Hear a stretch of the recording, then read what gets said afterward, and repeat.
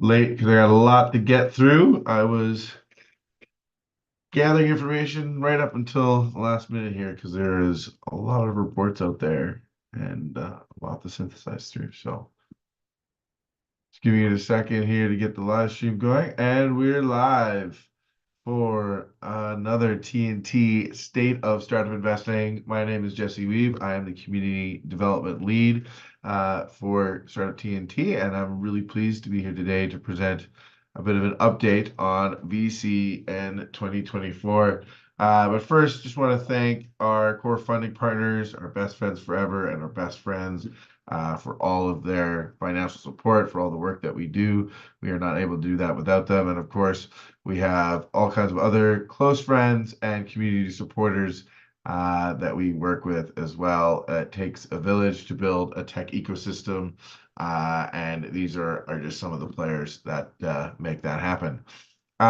Before we get going into some analysis of 2023 as a whole, so I want to take a quick look back at where we were for Startup TNT in 2023. So by the numbers, we did 11 summits. We had 3 sector summits and then 4 summits with our prairie regions, 2 in Alberta, 1 in Saskatchewan, 1 in Manitoba, both in the spring and the fall. 3.7 million capital invested across 30 deals, as well as 10 follow-on deals. So we are starting to see more and more follow-on deals coming on. You'll see that in the next slide. A lot of applicants, still hundreds of applicants applying for our summit program. And we're also very pleased to always show that stat that 30% of the capital that was invested last year went to women-led startups. Compared to previous years, we're kind of on par with what's becoming sort of a new baseline. 2021 was certainly a frothy year as a whole for startup investing. One of our biggest years, considering we were only in 3 regions at the time. But yes, still seeing good numbers across the board in terms of number of investment dollars going into companies.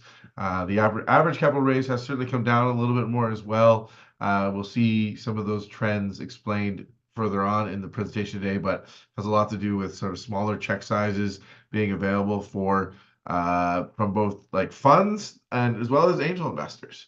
They're wanting to do smaller checks, which is one of the reasons why we love our syndication process. And of course, we're always happy to see happy hour donations shoot up. A lot of people coming out to our community events and with another region on board. It was great to see.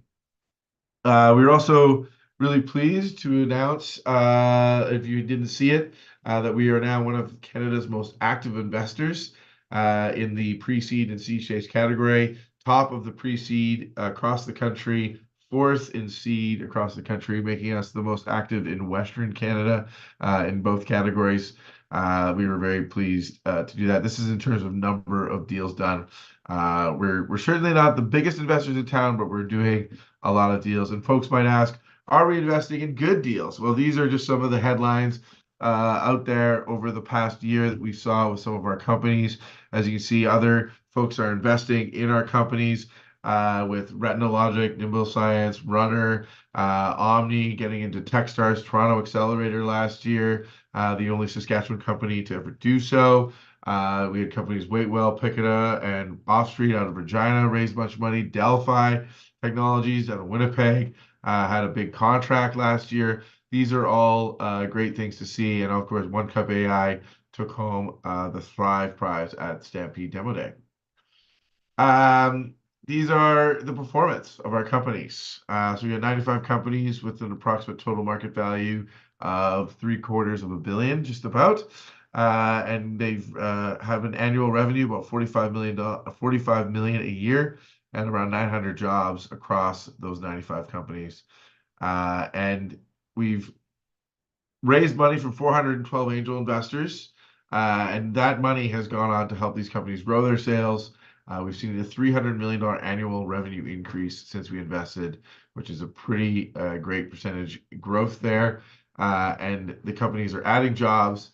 54 companies have added jobs since we invested, and 367 was the total number of jobs that were added. So this is just a quick update on where we are in Startup TNT and the impact that we had over the past year, as well as the few years prior and the investment outcomes.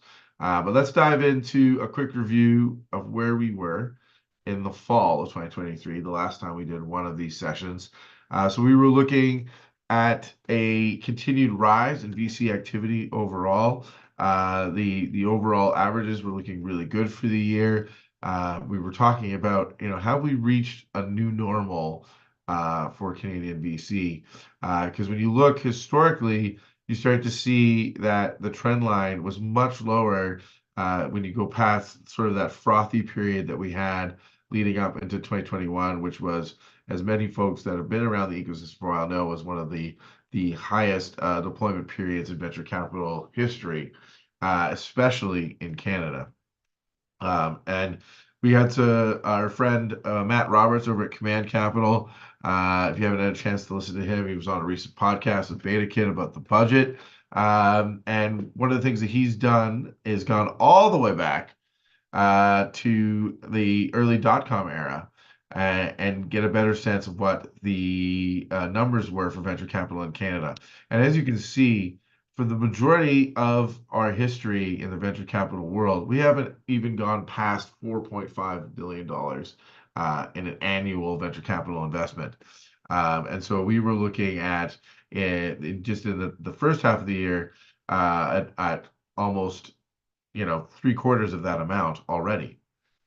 While at the same time, global venture capital was starting to decline everywhere else. So certainly Canada was seen as a good place for venture capital investing.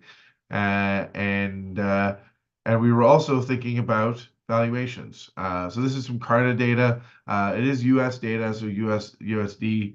I will say, and we'll get to that later on in the presentation, that the valuations here are somewhat in line with Canadian valuations that we see. Probably a little bit of an order of magnitude lower, especially in the Prairie region. But we were certainly seeing valuations start to come down across those smaller pre-seed and seed rounds of investment. We were also talking about the time between rounds increasing. That was becoming a trend throughout the 2023 venture capital investment year. And we were also checking out the sentiment. We were talking about AI, of course, being one of the hottest investment categories last year. And that was certainly something that was on our minds heading into the end of 2023. And we were thinking about the employment market.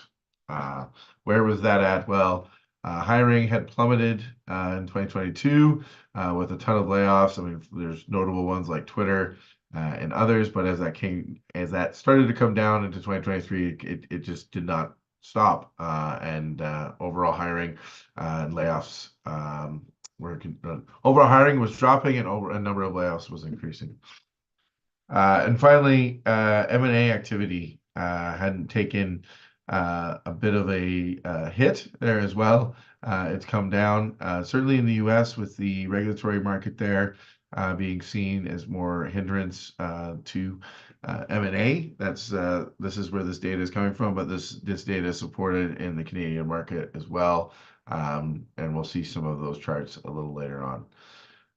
So that's where we were as we were thinking about at the end of the year. Well, one of the nice things is that they've started to pull together a whole year-end report, and over the last few months, a number of those reports have come out, and so I've spent some time going through those for you and pulled together some findings. So first off, let's look at the CVCA report for 2023. This is the heat map for Canada for the year. As you can see, $6.9 billion invested across the country. As I mentioned earlier, we had almost never even surpassed $4.5 billion invested in the country. So certainly seeing 2023 as a sign of a new plateau potentially for Canada. That is yet to be seen in 2024, and we'll have to see. The first Canadian data came out. There wasn't a lot of Canadian data for Q1 2024, but I did get a few pieces, and we'll get to that later on. For us, certainly interesting to see Manitoba rise in the amount of investment and actually surpassed Saskatchewan for the first time in a couple of years. There were a couple of mega deals in Saskatchewan in 2022 and 2021. That's over $100 million invested in a single deal. That makes Saskatchewan a larger market those 2 years, but Saskatchewan is now kind of back towards its baseline. Alberta definitely hit a new baseline. A lot of folks talking about Alberta becoming a major tech ecosystem, no small part to some of our partners like Alberta Innovates, AEC, doing their work to build that ecosystem up. And we're very happy to have British Columbia join TNT. For those who don't know, we just launched our first happy hour there last week. Now running that every week, and hopefully next year we'll be adding at least some numbers on the total number of deals done into BC. Hard for us to have a big impact on a number as big as 1.2 billion invested. If you look at kind of the sectors and how you break it down, in Saskatchewan, you obviously which is what I jumped to first, is being from Saskatoon. Agribusiness, certainly a big piece of the puzzle, but also life sciences. For those who don't know, Saskatchewan does have a strong life sciences sector. BC and Alberta also very strong in the life sciences sector. Alberta with we've been doing the Life Sciences Summit there with our friends at API, and been seeing a lot of life sciences deals in both that summit and our regular summits as well. So not too surprising to see that many deals being done in that sector. And of course, Manitoba still growing out their venture capital ecosystem.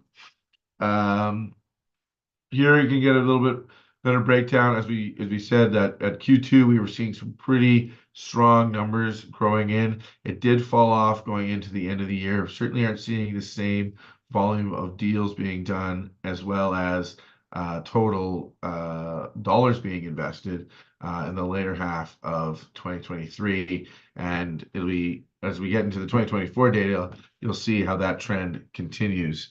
But overall, still much higher in terms of total deals done, in terms of total dollars invested since 2018. 2021 and 22 and as they are very connected together, especially here in Q1 of 2022, was considered a very frothy period in venture capital investing. To note, one of our biggest ever deals, over $500,000, it was done in Q4 of 2021. So certainly was a frothy time. That's before the interest rates started to change, and there was a lot of macro conditions that definitely shifted both the venture capital markets as well as the angel investing markets as well.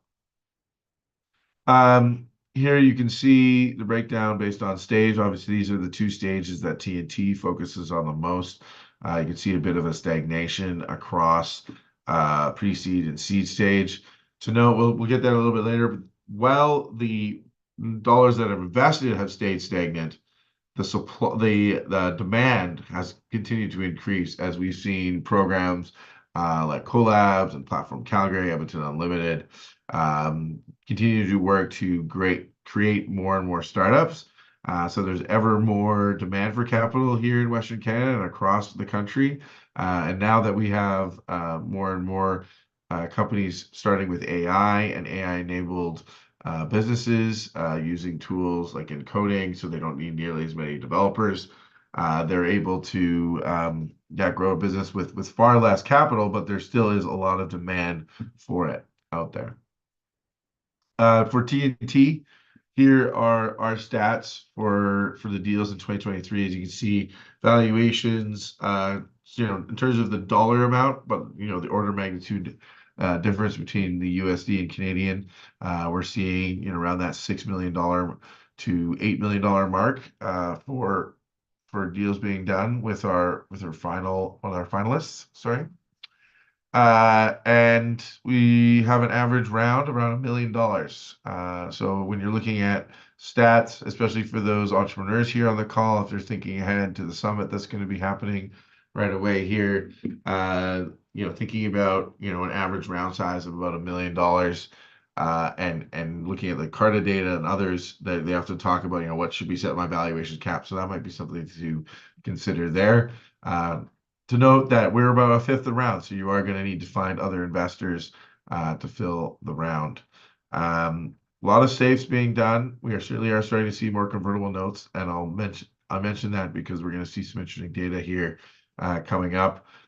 Still are doing a fair amount of common share deals. Part of that is because of the function of tax credits in certain markets, one of them being Manitoba. Something else to mention here is the valuations. So 2 years ago was Summit 5. So that was in the spring of 2022.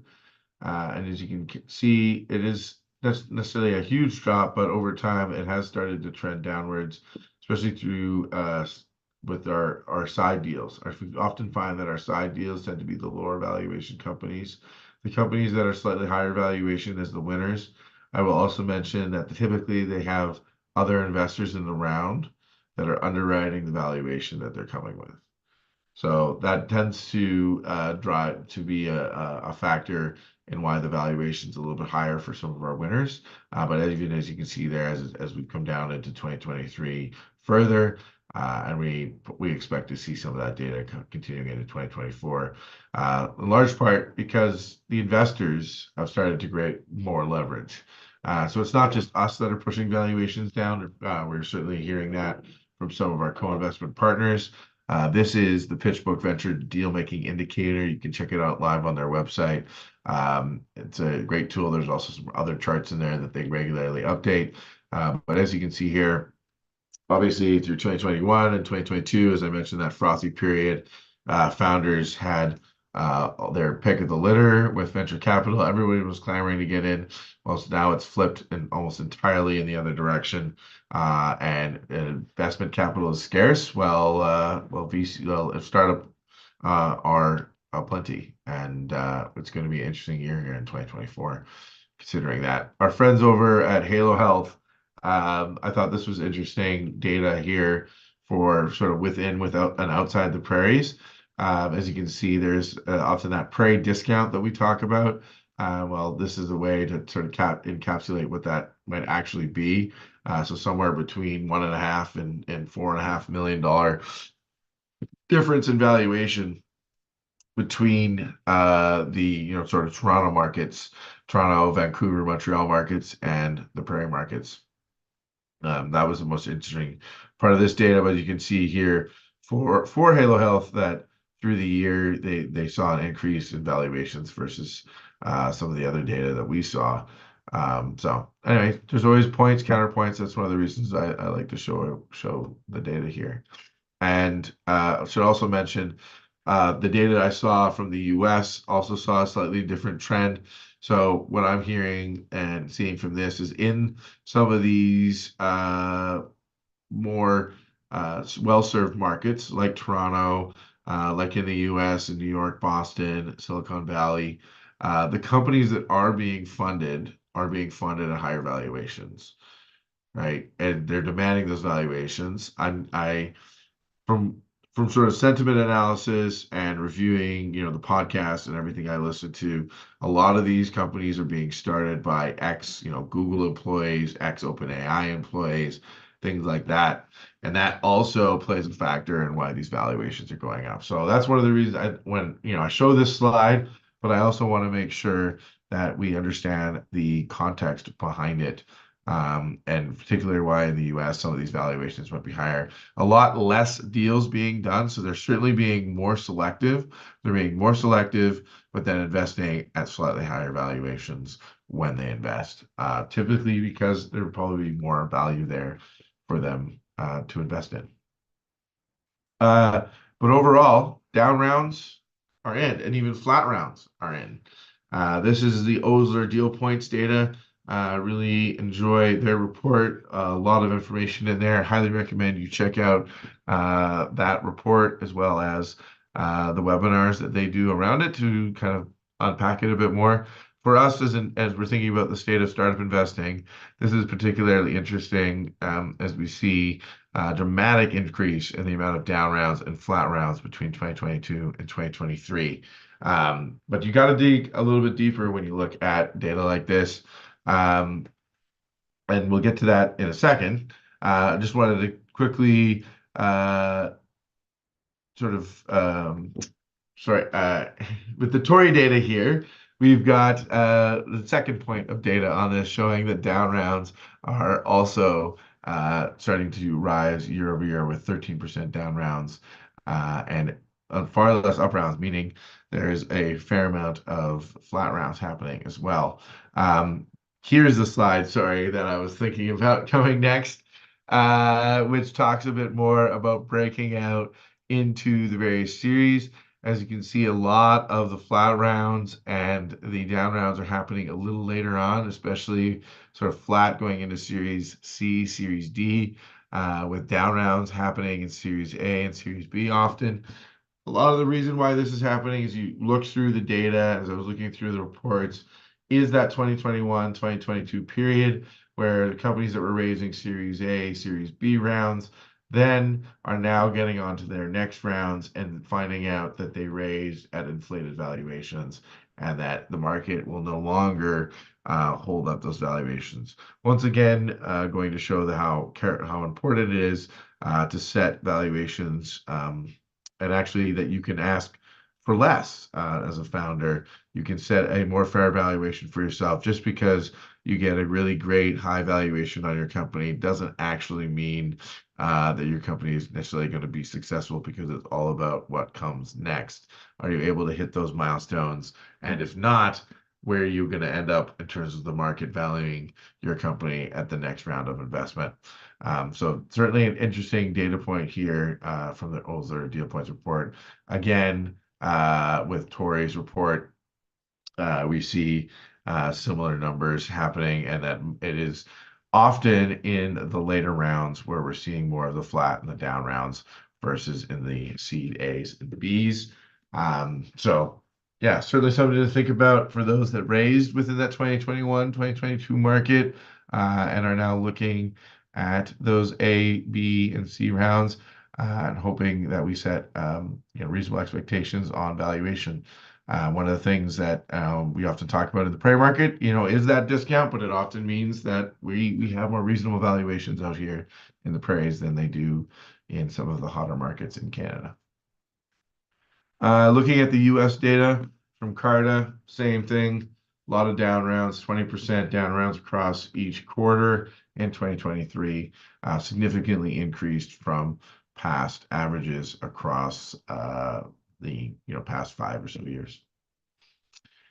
This is interesting data here from Omni Venture Beacon, which is a JP Morgan Chase company. They released a report kind of talking a little bit more about the size of what those down rounds are and how they've considerably increased, as you can see, starting from 2019 until now, or within the last year. Obviously, again, those larger down rounds happening in the later stages, simply because those are larger, more investment companies. But I thought here at the Series A was particularly interesting between 2022 and past years and 2023. You can see a significant increase in the size of the down round. So certainly some inflated valuations coming out of seed rounds in 2021, 22, especially in the US market with this down round analysis. And from the same data source here, we have the prevalence of bridge rounds. So certainly talking about flat rounds, bridge rounds, that's something that comes up more and more. We mentioned in the earlier part of today's presentation that in the fall we were thinking about, the time between rounds has started to increase. Well, that's all now led to more and more bridge rounds happening. And certainly throughout the year in 2023, we started to see those increase. I will say within the TNT portfolio that we were not unaffected by the same trend. There were some companies seeking bridge rounds, and they, for the most part, they were able to raise them or find alternative financing options. Because I will also mention, none of our TNT portfolio companies have yet to fail. So as you can see from this chart, with bridge, once you get into thinking about bridge rounds more, obviously you're going to deal with more convertible securities. So you can see a dramatic increase in the use of convertible securities here through seed and Series A across 2022 into 2023. This is in large part because of the trend we're seeing on the lack of capital that is available, more difficult milestones to hit, investors being more discerning. So companies just need to extend their runway so they have more time to hit those milestones. In addition, you're seeing within the wider economy some tightening of purse strings around, purchasing SaaS solutions, around additional spending. So that's certainly made it more difficult for some of the B2B companies that are out there to hit those metrics. All of that's played into why this is happening here on screen and why more convertibles are being used across, especially the seed and Series A stage, but even when you're seeing them into the Series B, C, and D stages. I've certainly heard tales from some of our later stage investor friends of bridge rounds being put together. As I mentioned, rounds were taking longer in the fall. And as you can see here, it's a dramatic increase in the amount of additional closings. This meaning that some of the investment is put in initially, say, 600, 700,000 of $1 million round. That additional 300,000 comes in a second close. And that more and more of those have been occurring. They do mention that, the majority of those proceeds, as I mentioned, numbers like 700,000 out of $1 million are being done on the first close. But the existence of these additional closing, that extra time to get all the way to that finish line on the amount of money that they need in this environment is showing that it is getting more and more difficult to raise capital. Yeah, so I thought this was an interesting chart to show you all. And sort of to back that up with the US data, you can see here record highs in the median time between the rounds, between Series A and B in particular, but obviously dramatic increases above 2 years in price seed to Series A. I can certainly speak from experience dealing with some of the Saskatchewan companies. I've certainly heard tell over in Alberta of longer timelines and harder paths to Series A, as that is often a major milestone in the startup's life. That's but it's getting harder and harder to hit there over 2 years. The majority of our companies were invested in the last couple of years, so we are just now starting to see more try to get to that Series A mark. And this chart is certainly emblematic of some of the things that we've heard. So not easy out there, but for those that are doing well, as I mentioned, we had some headlines there. There are companies that are able to raise that capital. In terms of the sectors being invested in, especially at the earlier stages, of course, your SaaS information technology companies invested in pretty heavily. We'll mention a lot of life sciences being invested in, and a dramatic increase in clean tech at the Series A stage being seen by Osler. So this is Canadian data. I thought was particularly interesting there, especially for us here in Western Canada. Also, the high number of consumer retail Series A funding. That's certainly an opposite to what we see in the US data. Consumer trend is going down there, as you can see from the Carta data here. SaaS has started to level off. Health tech has increased, as well as fintech. Canadian market doesn't do nearly as much fintech as the US market does.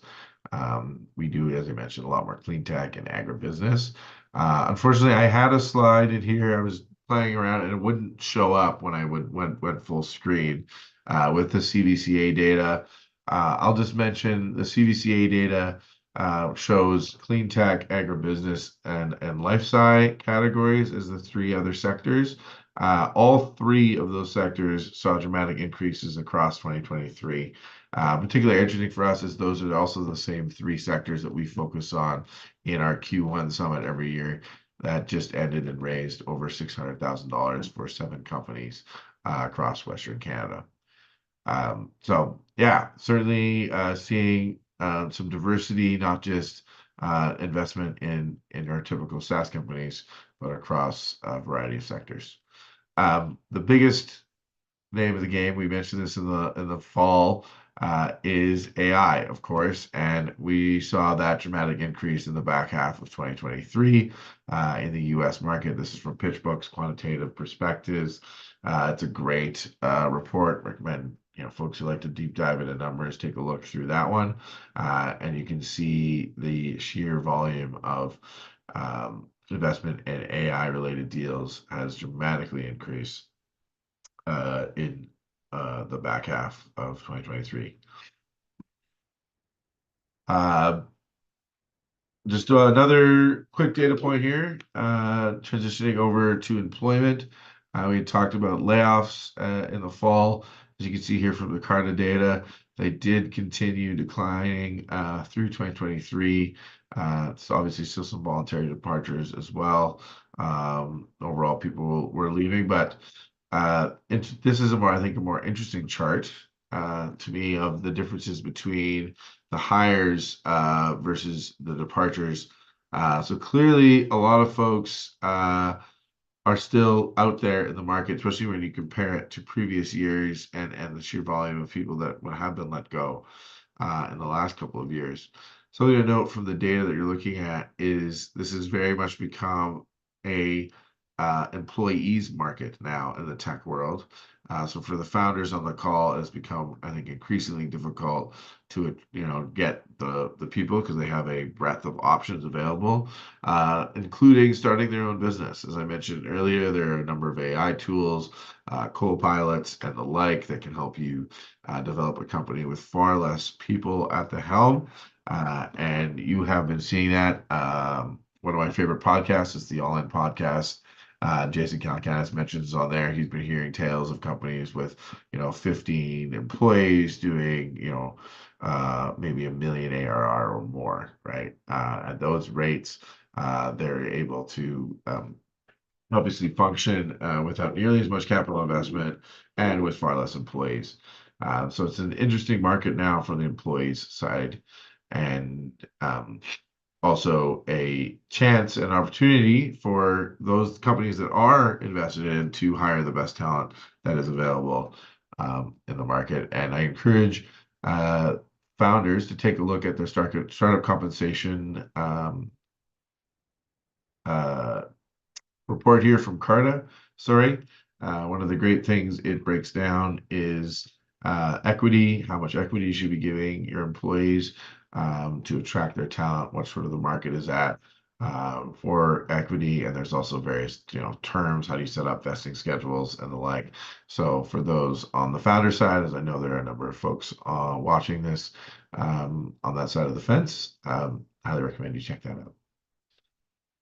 Thinking more for the investor side, of course, we want liquidity. So what was the exits market looking like in 2023? Well, here's looking at the Canadian data on the left and then the global data on the right. Obviously, M&A is the primary way in which we all get a return. 2023 saw a number of exits with the majority the majority of the exits of the year were M&A, yielding about $7.7 billion. So certainly some more liquidity in the ecosystem. I will say that isn't really within the Prairie ecosystem yet. We're still waiting for our big exit here in the middle of Canada here. There were some exits, I believe, in Vancouver as well as Toronto. So hoping those markets can start to reinvest that capital back into the ecosystem, but I'll get to that in just a minute. But thinking overall, the exit activity has certainly slowed. That's the U.S. market is not much different. As you can see here, There is a significant backlog within the US market of IPOs.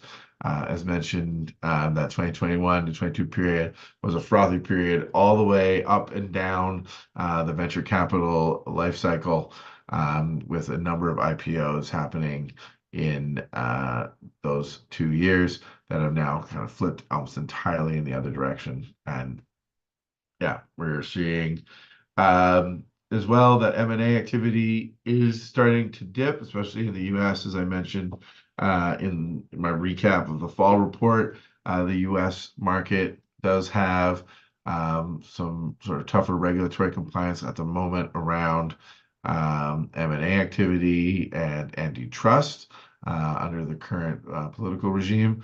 That's led to definitely a stamping down of some of the M&A activity, especially some of the larger mega deals that would lead to recycling of capital. So that's what we saw in 2023. If folks have any questions, I'm happy to keep going.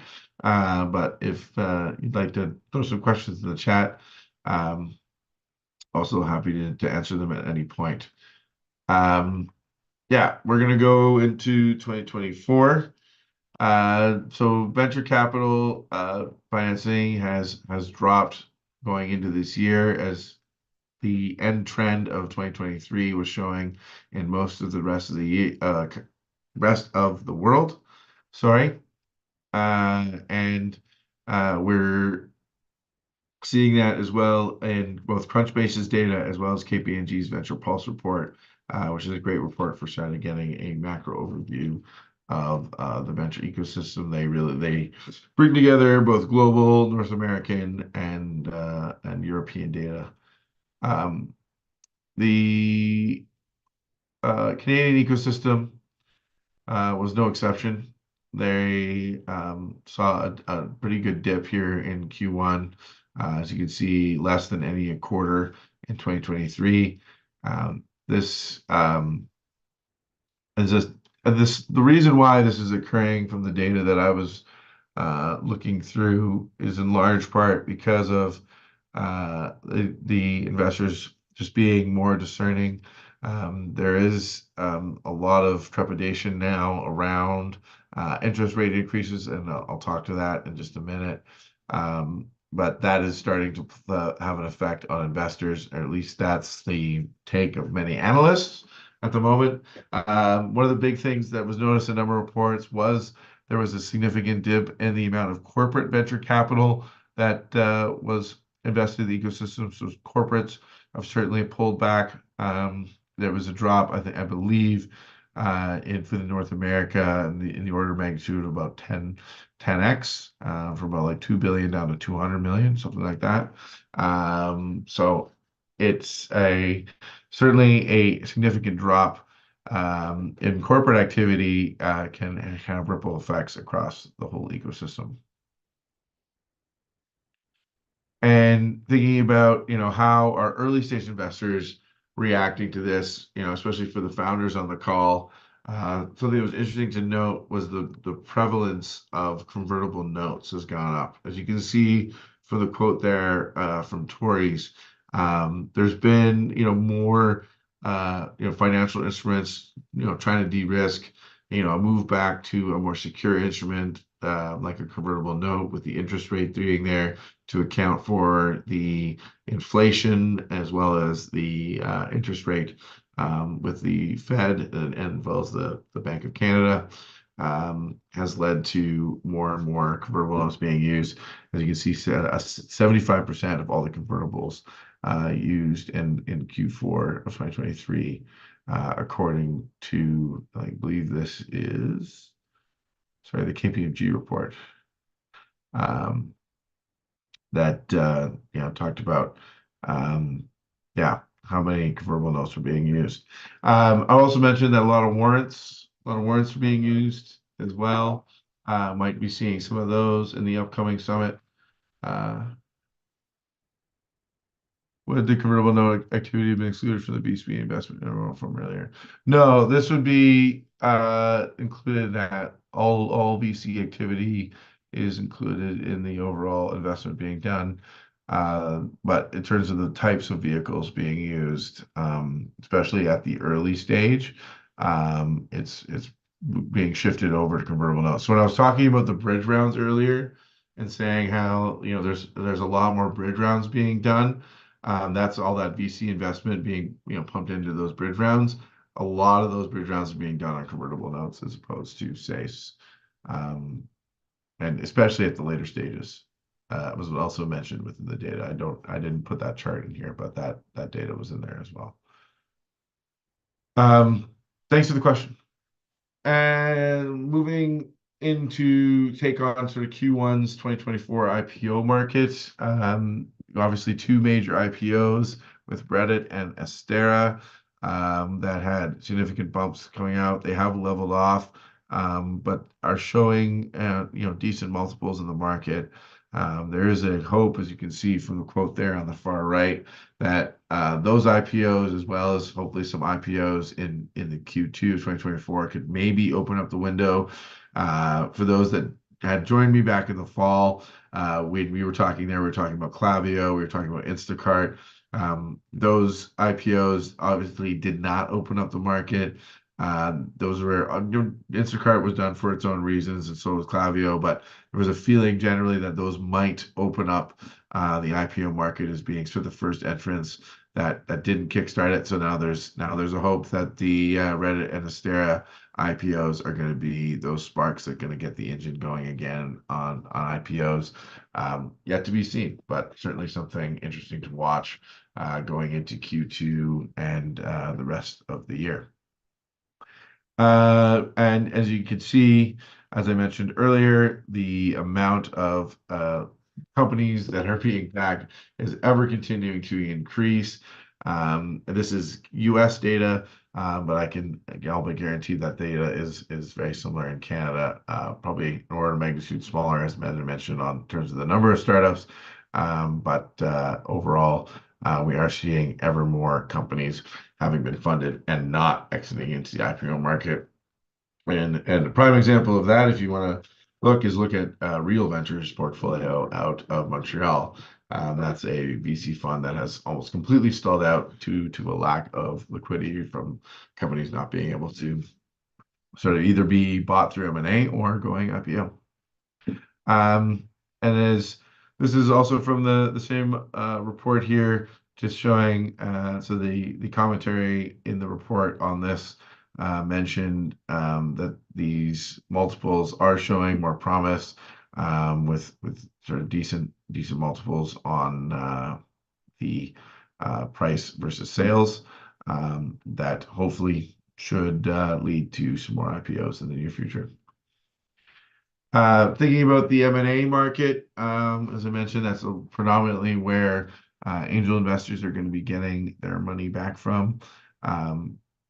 Canadian M&A volume has certainly gone up and down over the years.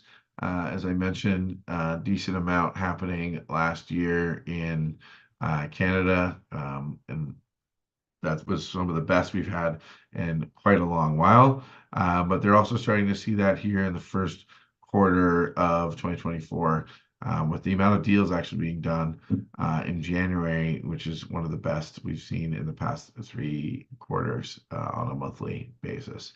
So M&A activity is overall still continuing. I would love to have seen this chart sort of spread out a little bit longer. This is from Bennet Jones. But yeah, something to keep an eye on here in 2024. We mentioned earlier where the employment market is at.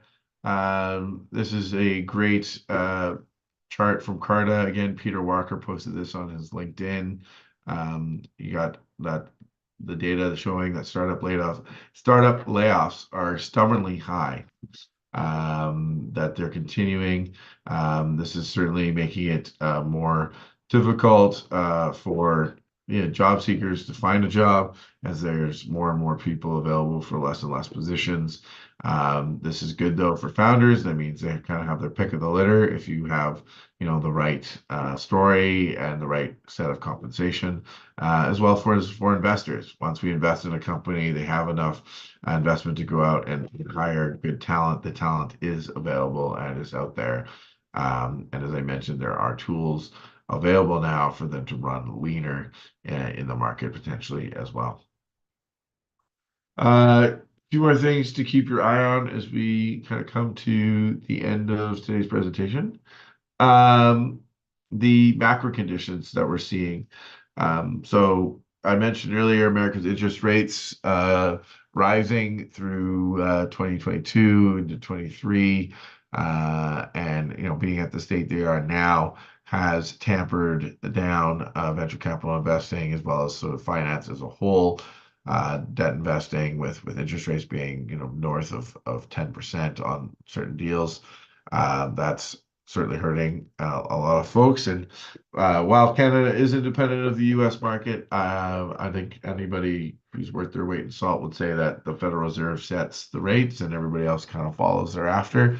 And they are now talking about maybe not decreasing the interest rates nearly as much. An interest rates drop of about 1.5 points was baked into a lot of the prices within the public markets over the last few months. They're now talking about a rate drop no bigger than 0.5 point, which would be significantly different and affect the market considerably. And so some of that is creating, some trouble within the venture capital ecosystem as investors are reluctant to make a decision until they sort of know where things are headed. Uncertainty is never good. Should also mention, obviously here in Canada, if you have to be sort of deaf not to have heard all of the folks in the tech ecosystem jumping up and down about the recent changes to the capital gains tax, as well as the tax exemption. Well, there's a strong belief, especially amongst some of our folks here at TNT, that some of it may be overblown. I've yet to see someone do a full breakdown of all the numbers.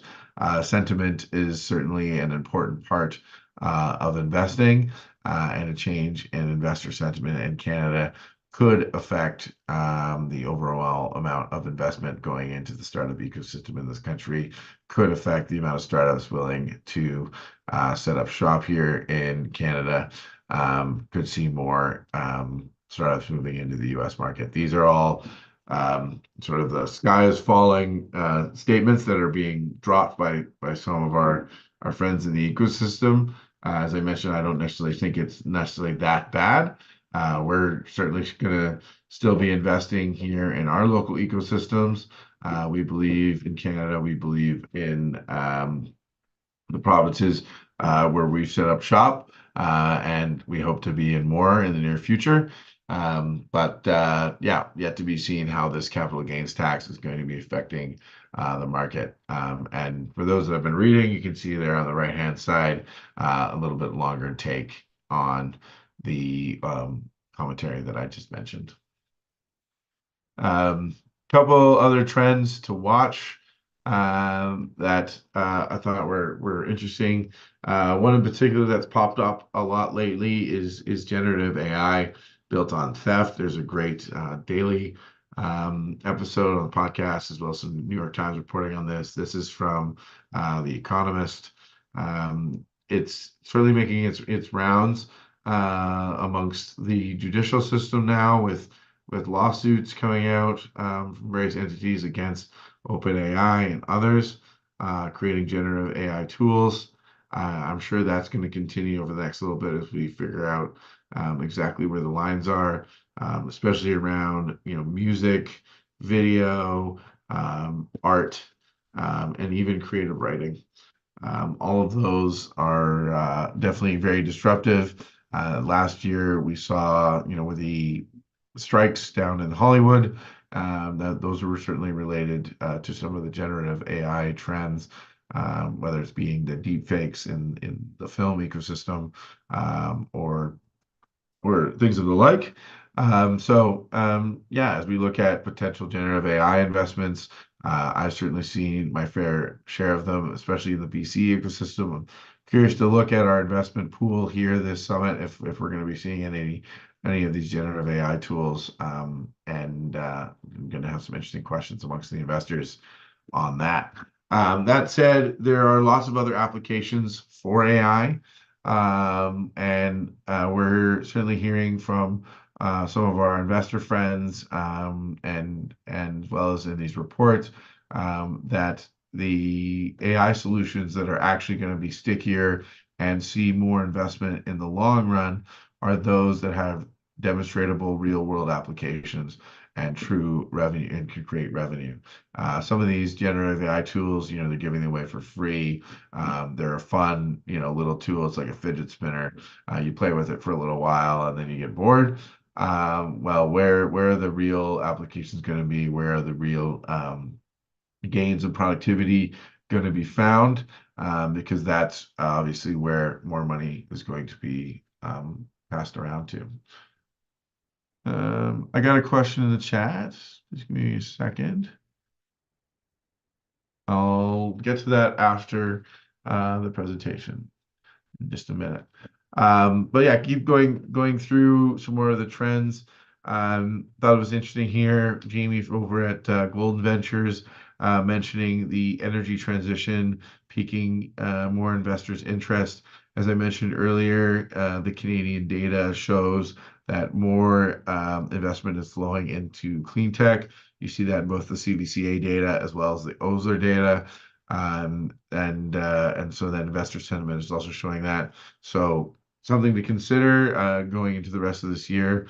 More and more investments going to be flowing towards energy transition. Is that something that you could potentially capitalize on? And as I mentioned earlier, there's that tech talent crunch from the founder's perspective. It is a tough market out there. Lots of opportunities for job seekers, and trying to find that right person quickly can certainly not be an easy thing to do. So where is that going to head? How difficult is that going to make it for companies looking to grow and scale their business? So those are the trends to watch, and that's the presentation. Love for you to join us Thursday nights at 6 p.m. Until late, or 9 o'clock or late. We're actually in 6 cities now with Edmonton, Calgary, Saskatoon, Regina, Winnipeg, and Vancouver. So check out more details on our website and join us for that. And with that, I can stick on for a few extra minutes for questions if anybody would like to stick around. Thank you very much. That's the state of startup investing.